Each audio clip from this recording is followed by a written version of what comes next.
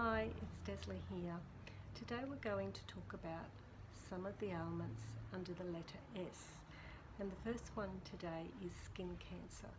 Now there's various types of skin cancers. The most predominant are your basal cell carcinoma, then your squamous cell carcinoma, and then your malignant melanoma. So with the basals, they generally don't spread as quickly as the others, except that they can be quite disfiguring if you don't get on top of them. They can look like pearly looking lumps.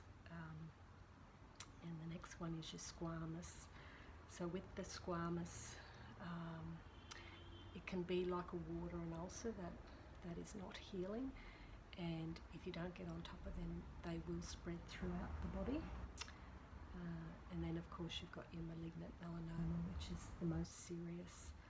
That occurs in the pigment producing cells, and you should be having regular skin checks, particularly if you have it in your family history. So if you've had any of these, it's a good idea to keep up supplements such as your selenium and your zinc, your A's and your C's, because this will provide some antioxidant effects and also help prime your immune system. It's important that you have high doses of B3, around about 500 milligrams for DNA repair, as well as high amounts of folate. And it's always a good idea to keep your vitamin D levels at good levels as well. Okay, and the next one is shingles. So shingles is known as herpes zoster, and it's caused by the chickenpox virus. Most of us get it in childhood. So when you get a good dose, it does lie dormant in the spinal cord, and if your immune system becomes compromised, then it travels down the nerves and it can cause extreme pain, burning and itching. Prior to an attack, you might be suffering from chills, fever and achiness. Fluid-filled blisters occur at the site of the nerve irritation, and eventually they will crust over and produce a scab and fall off. However, you may have some scarring afterwards, particularly if you don't leave them alone and you scratch them. There's a condition called post-herpetic neuralgia that unfortunately some people end up with, and that can cause long-term pain. So some of the supplements that are useful are your lysine. So you need to be around about 500 milligrams twice a day. You need high doses of zinc at the upper level there of 80 milligrams. Your B complex for the nerves or B12 injections are a good idea. Vitamin A and mushrooms will help prime up the immune system. If you have the post-herpetic neuralgia, you can utilise capsicum cream, as this helps reduce substance P, which causes the pain.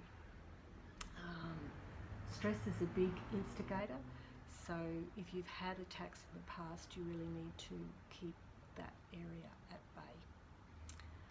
Okay, and the last one is sinusitis.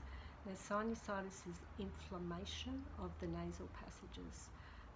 People use antihistamines, but if you utilise the pharmaceutical ones long term, you can end up with a rebound effect and end up worse than what you were before. You really need to look at what foods are setting it off.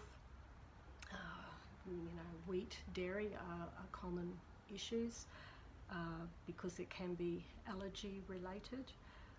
Usually affects above the eyes, the cheeks and inside the nose.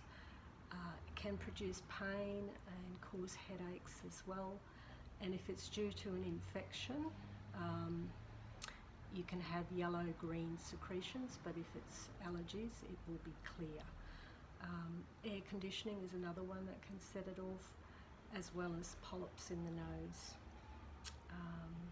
So some of the nutrients that are useful are things like your quercetin, which has antihistamine effects and anti-inflammatory effects, and your bromelain, which will actually help break up all of that wadded mass in the nose, as well as digestive enzymes. Things like garlic and sulphur are good. Your C's and your A's.